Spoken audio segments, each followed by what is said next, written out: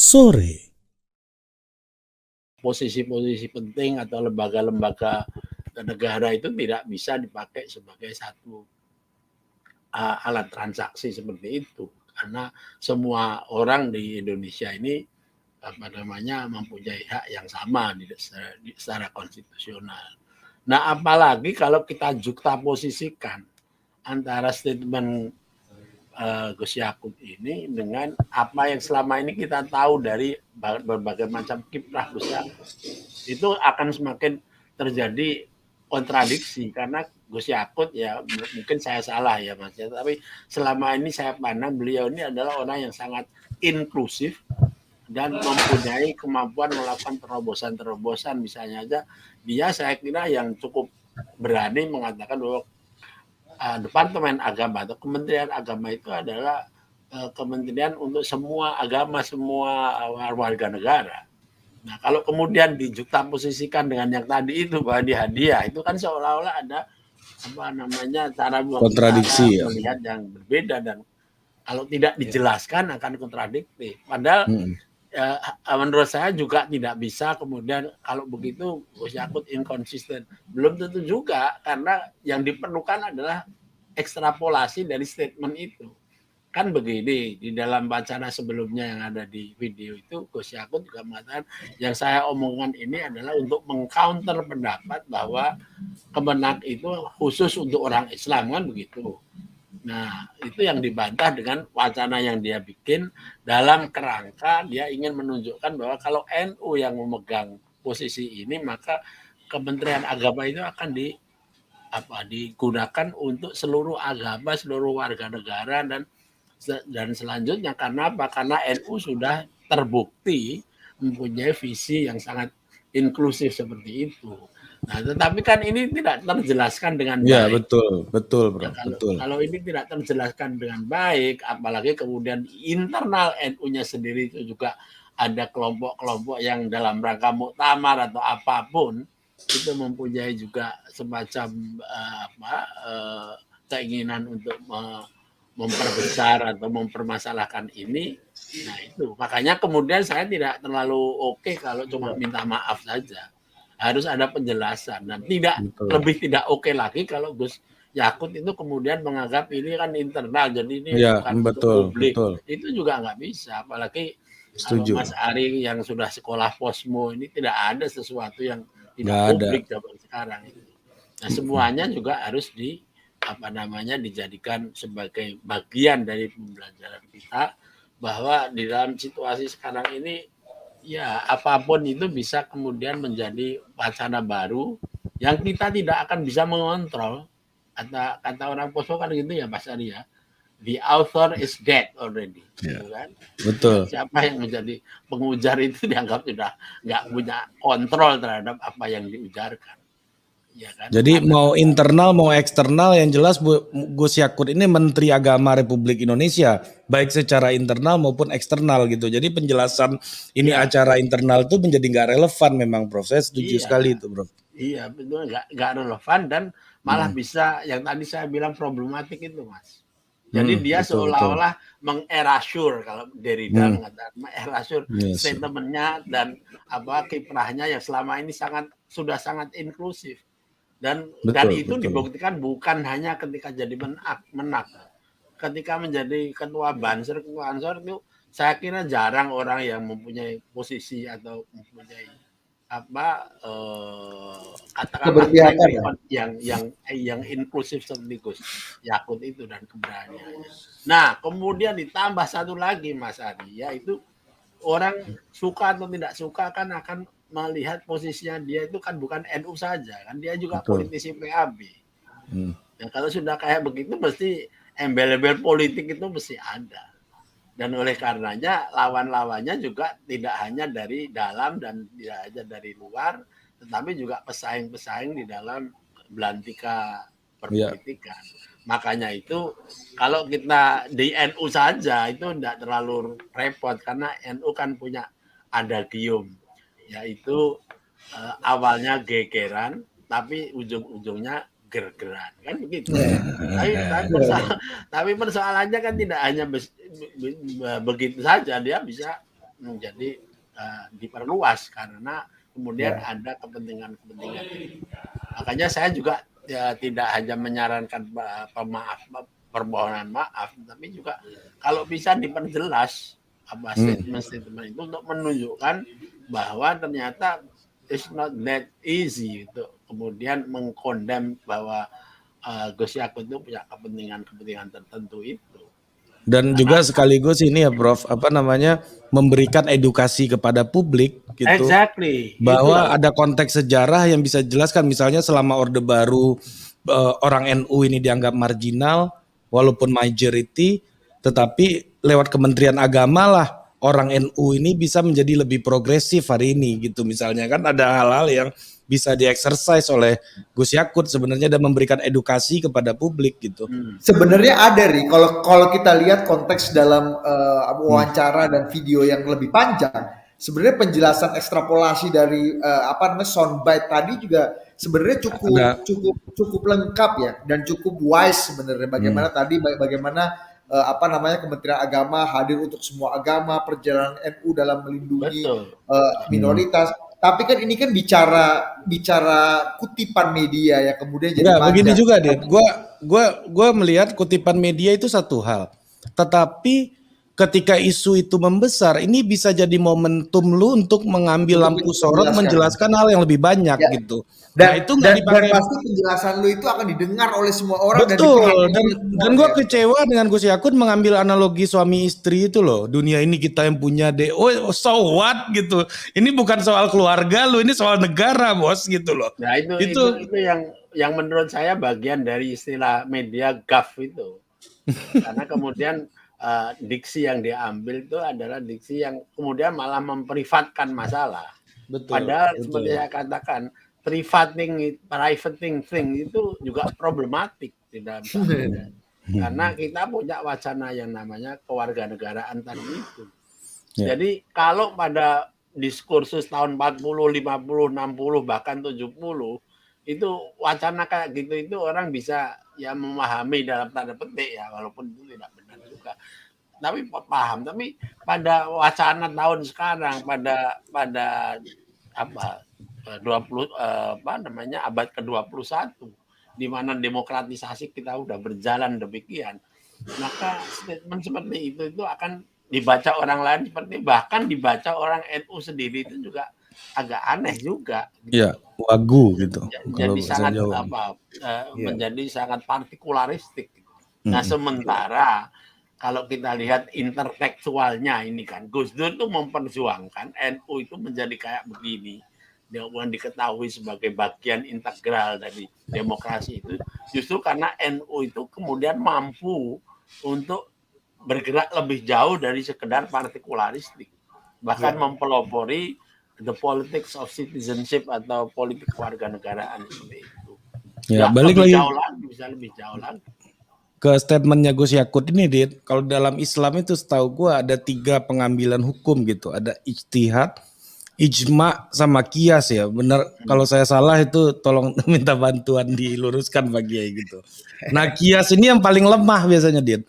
Nah Gus Yakut menggunakan metode yang paling lemah kemarin gue lihat dalam menanggapi wartawan gitu. Ya kalau kiasnya itu dalam rangka di kalangan orang-orang NU mungkin masih bisa dipahami kalau sama agama. Tapi kan saya bilang tadi kita udah lepas dari situ. Bahkan di era yang namanya era cyber ini itu semua orang menganggap dirinya itu punya pengetahuan dan kapasitas yang sama sehingga kemudian adu argumen pun bisa menjadi sangat terbuka, complicated juga. Nah, makanya itu bagi saya ini pelajaran yang bagus. Saya tidak mengatakan perdebatan ini semua negatif, enggak juga. Ini juga alat untuk membuat kita mengeducate, kata Mas Ari tadi, bahwa ya komunitas NU maupun warga negara yang lain juga harus memahami bahwa kita ini developing atau berkembang di dalam soal pemahaman tentang demokrasi dan kewarganegaraan. Jadi tidak kemudian ini malah dijadikan alat untuk melakukan punishing. Seperti mengatakan kalau begitu mundur saja, kalau begitu dibubarkan saja. Ya itu menurut saya itu pemikiran-pemikiran nihilistik yang seperti itu.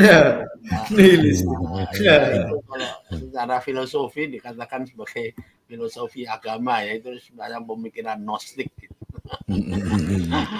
Oke, terima kasih Prof. Menang total gitu kan. Makasih Prof. Ini selanjutnya kita dengarkan respon dari Kang Sejo sebagai warga NU juga nih. Silakan Kang Sejo. Ya begini ya, yang perlu dilihat pertama-tama itu saya ingin katakan, sebenarnya sudah dikatakan oleh Gus Yakut bahwa beliau itu Menteri Agama, Menteri untuk semua komunitas. Jadi beliau telah berangkat meninggalkan idiom keumatan menjadi idiom kerakyatan. Keumatan itu penting, tapi dalam konteks berbicara tingkat nasional, yaitu kerakyatan, maka umat menjadi tidak terlalu penting. Namun, dalam tradisi kita di dunia kaum Nahdliyin, setidak penting apapun konsultasi dengan tokoh-tokoh di dalam, apalagi tokoh-tokoh yang mengendalikan PBNU, ada konsultasi ke dalam dan memperbaiki komunikasi ke dalam, menjelaskan dengan mereka semuanya, itu menjadi sangat penting.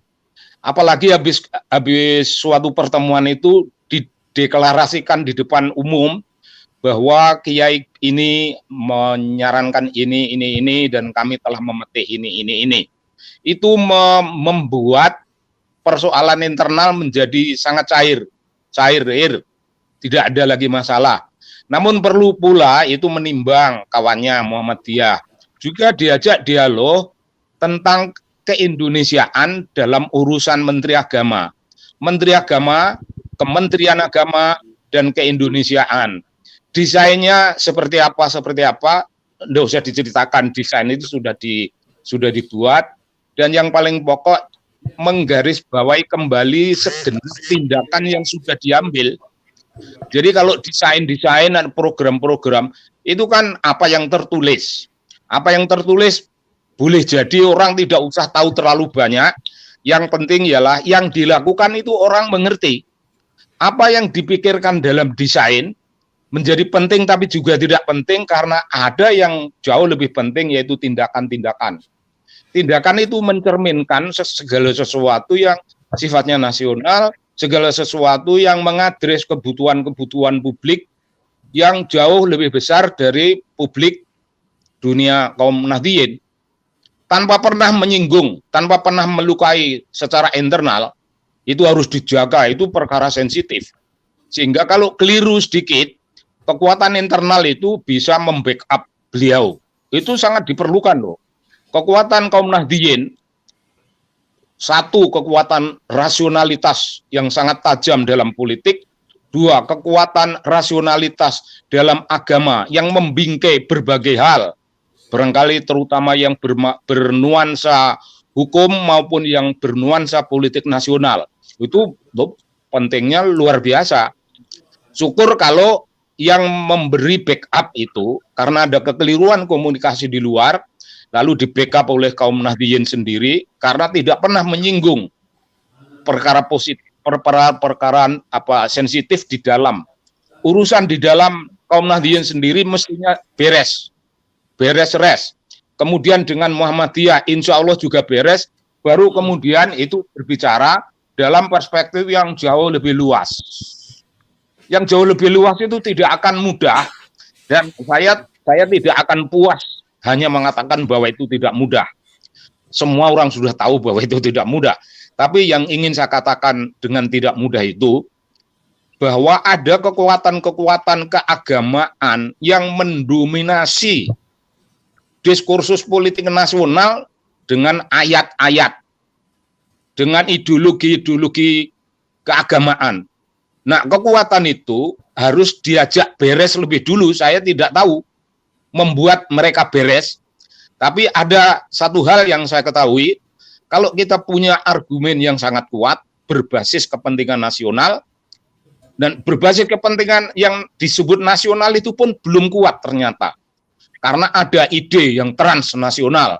Jadi yang nasional masih lemah. Tapi kalau apa yang nasional yang dianggap oleh mereka itu masih lemah, tapi yang nasional itu betul-betul di backup, mendapat konsens dari seluruh unsur minoritas. Unsur-unsur minoritas mengeblok menjadi bagian dari kita. Unsur-unsur minoritas menjadi kita itu ketika kita berbicara bukan dalam perspektif umat, tapi dalam perspektif rakyat. Kalau sudah rakyat, itu pasti maksudnya rakyat Indonesia. Jadi kita keluar dari kepompong, tetapi tidak pernah mengabaikan kepompong. Di dalam kepompong itu begitu banyak persoalan, orang-orang yang jealous, orang-orang yang merasa lebih pintar, orang-orang yang merasa lebih berpengalaman, punya perspektif yang jauh lebih ini, semuanya itu harus dibikin beres, entah caranya bagaimana, itu cara membuat suasana menjadi gergeran itu tadi. NU terampil dalam hal itu. Jadi asumsinya sebaiknya tidak pernah ada lagi perkara internal. Yang ada ialah perkara ngadepi kekuatan-kekuatan yang berbicara tentang agama sebagai kekuatan internasional dan tidak ada kekuatan nasional yang dan sebagainya kayak begitu-begitu. Itu bisa di-counter dengan sangat bagusnya melalui satu namanya political atau ideological argument. Itu tidak akan pernah kelar. Serapi apapun political argument dan ideological argument kita kemukakan, pihak lain juga bisa terampil. Nomor satu, kita tidak berharap itu kelar di sana. Yang membuat kita kelar itu ialah tindakan-tindakan kita yang akomodatif. Jadi tidak inklusif lagi, itu harus sangat eksklusif. Ada pihak-pihak yang kekuatan-kekuatan di luar yang sangat anti NU, anti Muhammadiyah, atau anti NU dan anti Muhammadiyah dan anti NKRI, itu harus diberi sesuatu, sedikit perhatian, pengertian ini dan itu, supaya ada kesempatan kita berdialog. Selama ini terjadi blocking, di sana ada tembok tebal, di sini ada tembok tebal, tidak pernah terjadi sesuatu yang memungkinkan kita menemukan sesuatu yang namanya sintesis. Kalau ada sedikitlah sintesis, meskipun sintesis itu akan hilang dalam waktu pendek, tapi setidak-tidaknya pernah itu ditemukan. Dan bagi saya dalam situasi perang seperti sekarang ini, saya menganggap ini situasi perang. Jadi sikap keras dalam kebijakan, yaitu program-program keras, ini begini, ini begini, ini begini. Tidak didebat-debat, pokoknya ininya begini. Itu boleh terjadi. Karena dalam situasi keras begini, doa menjadi barang yang tidak relevan, tidak kontekstual. Ketika orang membunyikan tembakan-tembakan bedil-bedil, lalu kita akan sholawatan, ya sholawatan itu barang baik, tapi itu tidak kontekstual. Jadi ketika orang menembak-nembak, kita bersembunyi, tapi mengeluarkan kebijakan yang tidak bisa ditembak. Ya tentu ini hanya kata-kata yang agak mudah diucapkan, tapi Gus Yakut pasti sudah tahulah kebijakan-kebijakan apa yang bisa membuat Departemen Agama dan Menteri Agama itu menteri yang berhubungan dengan konteks kerakyatan, tidak lagi ada urusan-urusan formil yang dengan keumatan. Rakyat, kita berbicara rakyat itu berbicara republik. Dan sekarang ini kalau bicara republik kan keras. Republik dalam urusan dengan apa keutuhan nasional, apa harga mati, segala yang berbau harga mati itu sebenarnya itu idiom peperangan. Jadi tidak bisa dengan berbicara tentang harga mati itu kita mengandalkan sholawatan yang lembut-lembut.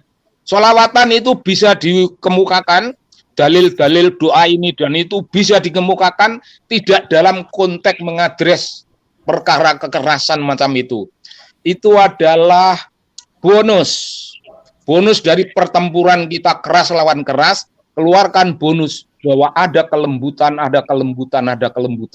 Kita menjelaskan dalam perang keras lawan keras itu kita anggap halal, tapi sesudah itu kita tidak perang setiap saat.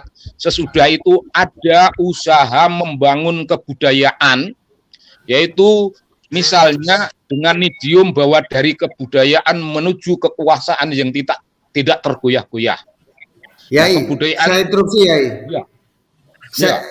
Anda tadi mengatakan bahwa ini mengenai peperangan, ya kan? Tadi harga mati itu adalah kalimat perang sebenarnya, kan? Ya. Tapi kita bicara mengenai perang, ekses perang dari kontroversi ini. Nah, perang secara politik.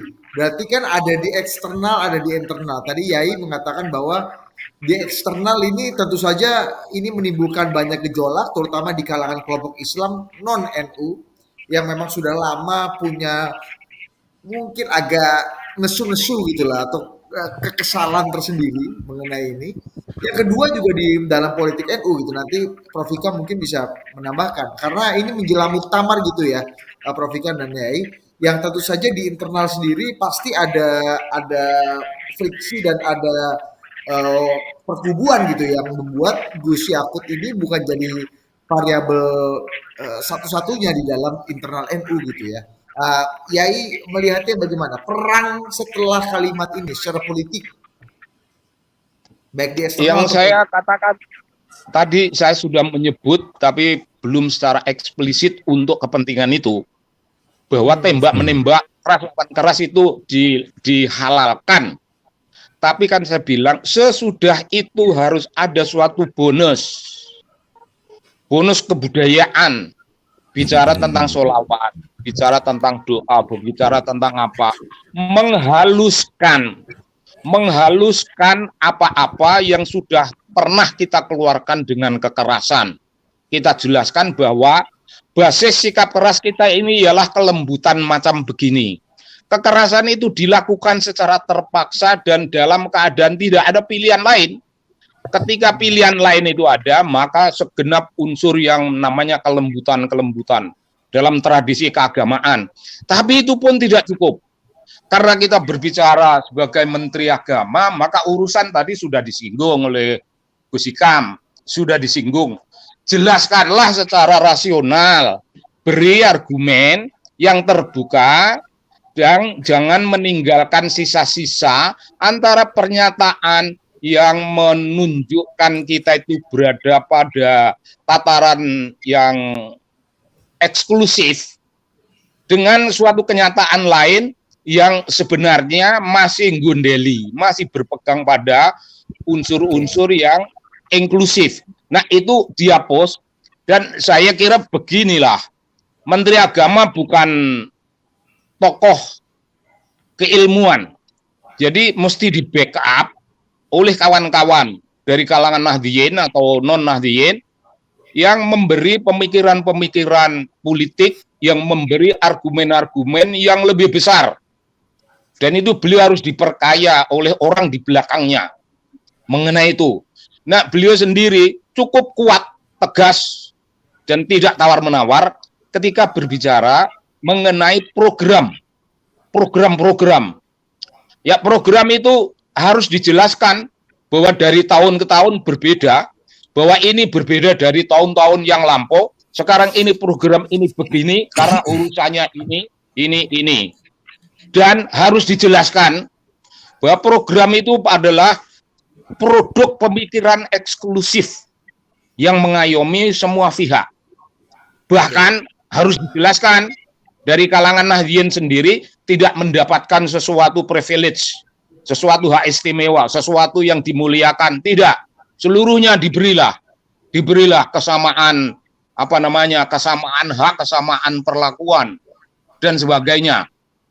Jadi Gus Yakut itu mentereng kalau beliau membentengi diri dengan ketegasan dalam perumusan kebijakan-kebijakan yang sifatnya praktis-praktis, tapi yang praktis itu tidak boleh berhenti pada titik praktis. kepraktisan ini berlandaskan pada dalil-dalil keagamaan begini dan begitu. Dalil-dalil hukum begini dan begitu. Dalil-dalil tauhid yang luas dan sebagainya. Karena beliau itu dalam hal itu bukanlah tokoh yang khusus untuk berpikir, maka backup dari berbagai paper orang-orang pandai itu bisa diambillah intisari yang bisa beliau bicarakan. Itu menjadi milik beliau. Saya kira ini nggak masalah, baru pertama kali beliau dikritik toh. Baru pertama kali beliau mendapat kritik macam ini, biarlah beliau keluar dari urusan kemelut ini. Tapi ada satu hal yang patut saya bicarakan. Kalau Departemen Agama itu dianggap seperti sudah terjadi, kecuali pernah terputus di zaman Pak Rasyidi. Dulu di zaman lampau itu Departemen Agama selalu milik NU. Pernah Bung Karno mengambil kebijakan itu diberikan kepada Mas Sumi, dan di belakang hari ada Mas Malik Fajar almarhum, itu Muhammadiyah yang jadi Menteri Agama. Nah, kalau itu dianggap suatu penyimpangan karena Departemen Agama itu jatahnya NU, itu sebenarnya menghormati NU setinggi langit, tetapi juga meremehkan NU. Seolah-olah NU itu hanya mengerti tentang agama. Adalah orang NU. Mulai kan? Seolah-olah kan begitu. Kan sudah terjadi. Orang berlatar belakang bahasa Arab. Orang berlatar belakang bahasa Arab, sekolah politik, NU, dan menjadi menteri yang sama sekali tidak ada hubungan dengan ayat-ayat formil. Ya, misalnya Menteri BUMN.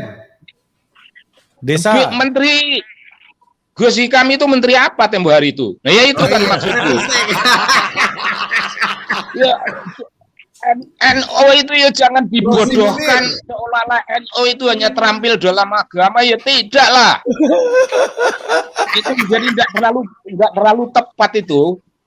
Meskipun taruhlah NU itu tetap menjaga Departemen Agama dan tidak usah bergantian dengan siapa, yuk terus saja misalnya ada konvensi macam gitu. Tapi di luar Departemen Agama itu harus ada NU lainnya, menjadi menteri apa, termasuk menteri pendidikan lah, yang berfilsafat tentang manusia, berfilsafat tentang bangsa, berfilsafat tentang ilmu pengetahuan dan teknologi. Ya itu harus dari NU, supaya NU ini agak jauh lebih mentereng daripada menjadi menteri agama toh. Ya, gila. Gue senang hari ini, bro. Biasanya kan agak berseberangan nih Kang Sejo sama Prof Ikam kan, ya kan pandangannya. Tapi malam ini, sore ini agak selaras nih berdua nih kan. Mana aku pernah berani berseberangan? Tidak ada. Jadi Prof Ikam itu dalam pandangannya Kang Sejo merupakan bagian dari anomali NU, ya kan? Iya. Oh bukan. Jangan disebut anomali. Anomali itu kan sebutan negatif. Apa dong? Bukan anomali. Outlier. Oke. Iya, Menteri Luar Negeri NU. Prof Ikam gimana, Prof? Tentang perang politik ini dimanfaatkan untuk eksternal menyerang NU dan dalam konteks muktamar ini untuk sebagai penutup kita juga pada sore hari. Enggak, gini, sebelum Gus Hikam mengatakan sesuatu, saya ingin katakan begini. Kalau NU itu tetap menjadi menteri agama terus-menerus, dan ada menteri-menteri lain yang juga dari NU, itu menjadi kekuatan peredam internal jealousy. Iya, jamin dah. Mesti ada menteri lainnya, jangan aja menteri agama kok, ya terang. Wapres NU, Menteri Tenaga Kerja NU, Menteri Desa NU. Kang Sejo, sesungguhnya semua orang terlahir secara NU. Orang tuanya lah yang bikin Muhammadiyah, yang bikin mereka jadi Perti dan lain-lain.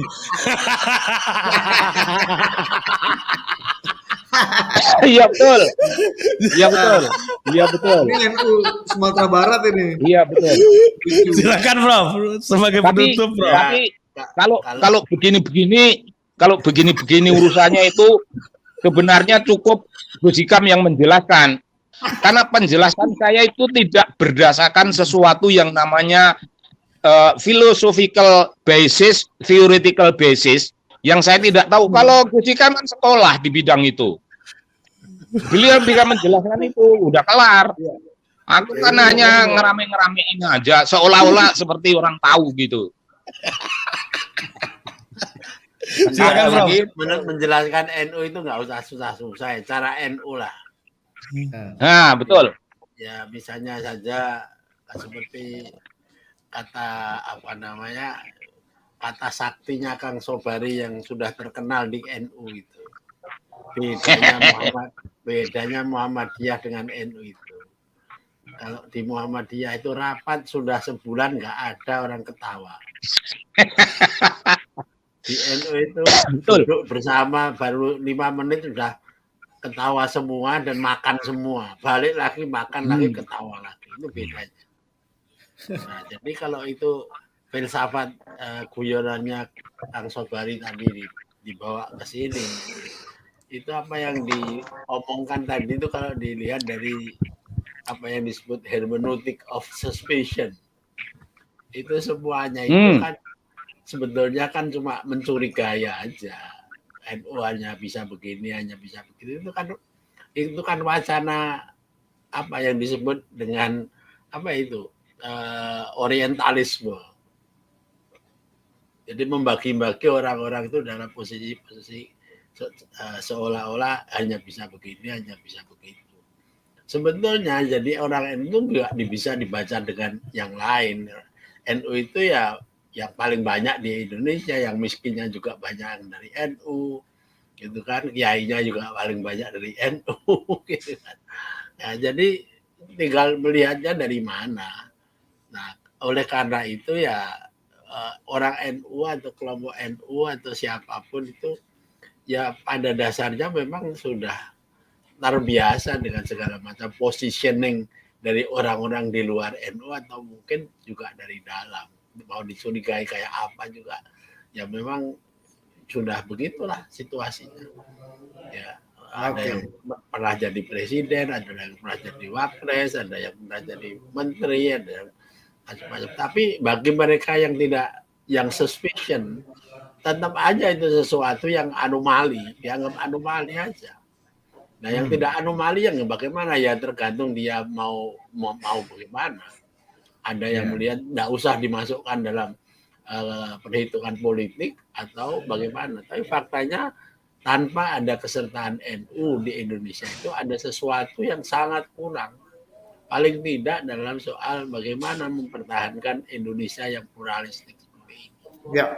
Nah, oleh karena itu kalau kemudian wacana yang dibuat oleh Gus Yakut itu menimbulkan dampak dan menimbulkan suspicion yang beda-beda, itu ya semacam risiko. Makanya cara menyelesaikannya bukan dengan marah-marah atau jengkel atau bagaimana ya, melalui dialog, melalui penjelasan dan juga diselesaikan secara nalar. Karena kalau tidak begitu apa gunanya Gus Dur kemudian membawa NU menjadi salah satu pionir di dalam mendemokratisasikan Indonesia dan lain sebagainya. Itu kan memalukan beliau juga. Jadi Oke, Prof. Karena kita sudah diinterupsi oleh azan maghrib, kan, itu yang sehingga Prof Hikam harus menghadap yang maha kuasa dulu dan kami pun juga menghadap dulu dong. nggak, maksudnya menemui sang halik gitu loh, maksudnya kan beribadah itu kan itu. Apa menemui sang halik? Disuruh menemui yang halik lagi. Nah, ini. Enggak, itu nggak sengaja, Bro. Double meaning. Maunya bisa yang indah-indah malah mendistorsi. Maksudnya kan beribadah itu kan menemui yang bikin kacau wacana politik ya kayak gini nih, yang disebut Habermas sebagai distorted communication ya kan. Karena nggak mengikuti grammar, nggak mengikuti semantik, nggak mengikuti jadi. Tapi kan kalau di NU distorsi itu yang menjadi kelucuan Prof yang membuat komunikasi menjadi lebih rileks dan santai gitu. Ya bagi orang NU begitu. Bagi orang NU yang gitu-gitu itu lucu-lucu. Dua Iya, jam iya. ketawa Orang bisa Bagi nggak ada. luar NU kan nggak bisa melihat lucunya di mana. Iya. Jadi gitu Dit. Untuk menutup hari ini gua ulang lagi yang tadi Dit. Sesungguhnya semua orang terlahir sebagai NU. Orang tuanya lah yang membuat dia Muhammadiyah. Yang lain. Apalagi kalau Verti dan- diartikan orang apa dengan Jawa ya, NU itu kan singkatan dari nunut urip. Nah, Semuanya Oke. pengen hidup aja. Kita Thank tutup you. hari ini. Terima kasih Prof Ikam, terima kasih Kiai Sobari yang sudah datang hari ini. Kita akhiri hari ini Dit ya. Terima kasih. Sampai jumpa Sampai jumpa. lagi di Total Politik berikutnya dan di Ngaso tentunya.